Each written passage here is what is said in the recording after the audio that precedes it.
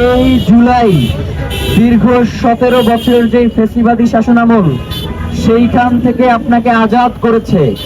সুতরাং সেই মুক্তি যদি আপনি গ্রহণ করতে না পারেন, তাহলে গত 17 বছরের সেই কারারুদ্ধ অবস্থায় আপনাকে আবার যেতে হবে। আমরা কোনোভাবেই বাংলাদেশকে সেই জুলাইয়ের পূর্ববর্তী অবস্থায় দেখতে চাই না। আমরা জুলাইয়ের পুলিশকে কোনোভাবেই জুলাইয়ের পরবর্তী সময়ে দেখতে চাই না। আমরা চাই জুলাই হবে বাংলাদেশের আপামর জনসাধারণের। সে কোনোভাবেই ক্ষমতাবানদের লাঠিয়াল হইতে পারবে না। তাকে জনগণের পক্ষে দাঁড়াইতে পারতে হবে, জনগণের কথা তার শুনতে হবে। যদি সে ক্ষমতার কথা বলে, ক্ষমতার চর্চা করে, বাংলাদেশের মানুষের বিপক্ষে সে অবস্থান গ্রহণ করে, তাহলে তাকে আরেকটা জুলাইয়ের জন্য প্রস্তুত থাকতে হবে।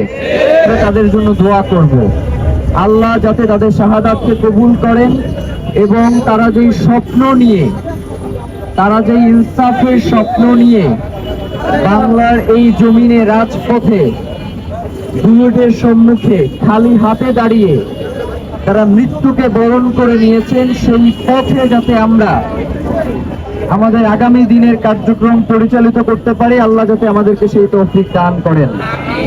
প্রিয় ভাইয়েরা, শহীদ ওসমান হাদি কি শুধুমাত্র নিজের কোনো কামনা বাসনার থেকে কি রাজপথে সংগ্রাম করেছেন, নাকি বাংলাদেশের মানুষের মুক্তির জন্য সংগ্রাম করেছেন?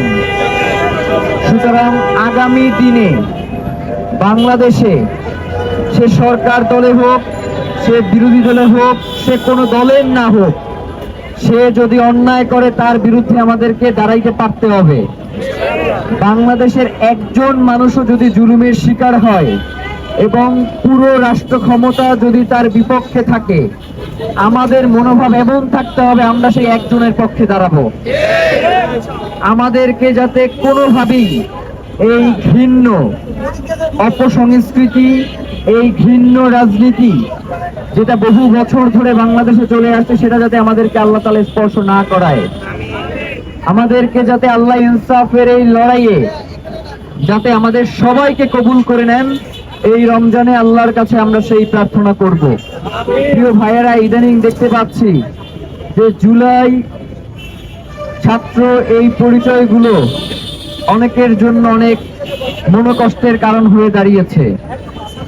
আমরা আপনাদেরকে শুধু একটা কথাই বলতে চাই, এই জুলাই আপনাদের মুক্তির ব্যবস্থা করে দিয়েছে।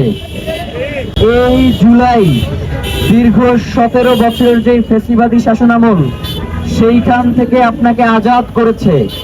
সুতরাং সেই মুক্তি যদি আপনি গ্রহণ করতে না পারেন, তাহলে গত 17 বছরের সেই কারারুদ্ধ অবস্থায় আপনাকে আবার যেতে হবে।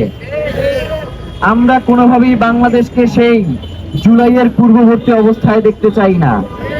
আমরা জুলাইয়ের পুলিশকে কোনোভাবেই জুলাইয়ের পরবর্তী সময়ে দেখতে চাই না।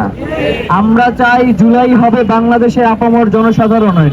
সে কোনোভাবেই ক্ষমতাবানদের লাঠিয়াল হইতে পারবে না। তাকে জনগণের পক্ষে দাঁড়াইতে পারতে হবে, জনগণের কথা তার শুনতে হবে।